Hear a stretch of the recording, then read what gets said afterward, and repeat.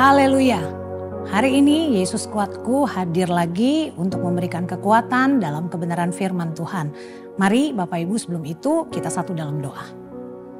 Terima kasih Bapak yang baik, Bapak yang kami panggil dalam nama Tuhan Yesus Kristus. Terima kasih untuk keadaan kami yang baik pada hari ini. Keberadaan kami semua hanya karena kebaikan Tuhan dalam kehidupan kami. Sebentar kami akan merenungkan kebenaran firman-Mu Tuhan. Apa yang akan kami dengar, apa yang akan disampaikan. Biarlah itu semua memberkati setiap kami. Untuk melewati setiap hari-hari kami yang kami mau jalani bersama dengan Engkau. Terima kasih Tuhan, urapi hamba-Mu, urapi kami semua. Kami siap untuk kami dengar kebenaran firman Tuhan. Di dalam nama Yesus kami sudah berdoa. Haleluya. Amin. Haleluya. Mari Bapak Ibu Saudara sekalian, pada hari ini kita akan dengar kebenaran firman Tuhan. Kita mau belajar dari satu kisah yang ditulis dalam Alkitab tentang satu keluarga yang sangat mengasihi Yesus. Dan keluarga ini menghadapi satu persoalan yang sulit bagi mereka. Kita akan lihat di dalam Yohanes pasal yang ke-11 di perikop yang pertama. Di situ dikatakan Lazarus dibangkitkan. Nah, dari kisah tentang Lazarus ini kita mau belajar bagaimana kita percaya kepada Tuhan, bahwa pada saat Lazarus sakit disampaikan kepada Yesus untuk Yesus segera datang ke rumah untuk menyembuhkan Lazarus. Tapi apa yang dilakukan oleh Yesus?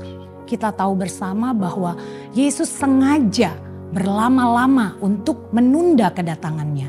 Sampai muridnya berkata, "Kenapa engkau tidak datang?" Kira-kira seperti itu. Tapi kita mau belajar bahwa kalau kita serahkan semuanya ke dalam tangan Tuhan, semua hasilnya pasti baik Bapak Ibu Saudara. Karena manusia terkadang dalam persoalan, dalam kesulitan, dalam permasalahan, bahkan dalam doa-doa kita, terkadang kita semuanya ingin cepat. Tidak sabar menunggu, tidak sabar untuk kita menanti jawaban Tuhan. Nah, apa yang dilakukan oleh Yesus adalah Yesus sengaja untuk menunda kedatangannya untuk dia dapat menghampiri Lazarus. Dan kita tahu ceritanya sampai pada akhirnya Lazarus itu mati. Dan kita harus belajar di sini dengan kisah dari Lazarus ini bahwa kita harus belajar percaya bahwa apa yang Tuhan lakukan, apa yang Yesus lakukan dalam setiap kehidupan kita pasti baik.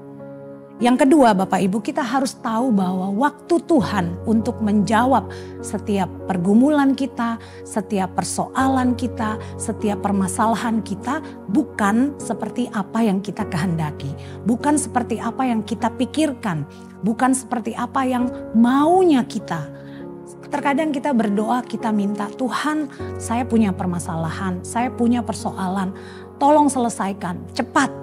Caranya begini, begini, begini Tuhan." Seolah-olah kita mendikte Tuhan untuk melakukan apa yang kita kehendaki. Padahal Bapak Ibu Saudara sekalian, kita harus sadar bahwa cara Tuhan bekerja tidak sama dengan cara kita. Cara kita berpikir tidak sama dengan cara berpikirnya Tuhan.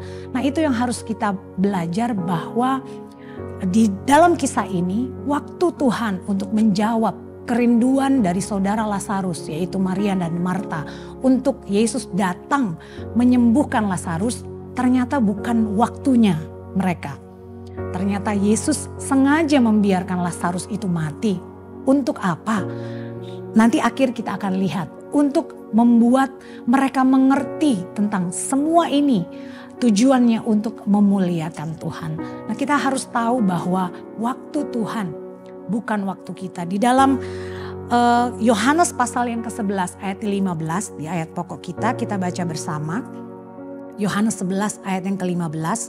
"Tetapi syukurlah aku tidak hadir pada waktu itu, sebab demikian lebih baik bagimu supaya kamu dapat belajar percaya. Marilah kita pergi sekarang kepadanya."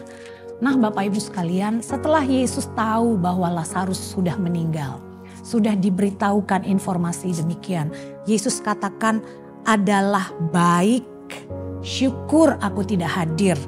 Karena apa? Baik bagimu supaya kamu dapat belajar percaya." Kita harus selalu percaya bahwa semua tindakan Tuhan dalam kehidupan kita ada dalam kendali Tuhan, ada dalam perkenanannya Tuhan, ada di dalam waktunya Tuhan. Pengkhotbah pasal 3 ayat yang ke-11 dikatakan, ia membuat segala sesuatu indah pada waktunya. Manusia tidak dapat menyelami pekerjaan yang dilakukan oleh Allah. Kadangkala kita berpikir maunya dengan logika kita, sesuai dengan akal pikiran kita. Sekali lagi Bapak Ibu, pekerjaan Tuhan yang besar, rencana Tuhan yang mulia, rencana Tuhan yang ajaib itu di luar pikiran kita. Manusia tidak dapat menyelami pekerjaan-pekerjaan Tuhan. Nah, dari kejadian kisah Lazarus ini, setelah Yesus menyembuhkan, saya katakan membangkitkan Lazarus. Akhirnya, sampai akhirnya ada kesedihan dari Maria dan Marta. Mereka sampai katakan, Yesus, kalau seandainya engkau hadir, saudaraku pasti tidak mati. Sekali lagi manusia berpikir kecewa karena jawaban doa yang diminta itu tidak dilakukan oleh Tuhan. Apa yang Tuhan jawab dalam kehidupannya dia tidak sesuai dengan apa yang dia pikirkan. Seringkali kita berpikir kok Tuhan tidak jawab. Kok jawaban Tuhan berbeda dengan apa yang aku minta. Kenapa Tuhan tidak jawab? Tapi akhir dari kisah ini Bapak Ibu Saudara sekalian. Yesus bilang di ayat yang keempat. Kita balik kembali ke ayat yang keempat. Penyakit itu tidak akan membawa kematian bagi Lazarus, tetapi akan menyatakan kemuliaan Allah. Di ayat yang ke-40 juga, setelah Yesus bertemu dengan Maria dan Marta saudaranya, di situ dikatakan, bukankah sudah kukatakan kepadamu, jikalau engkau percaya, engkau akan melihat kemuliaan Allah.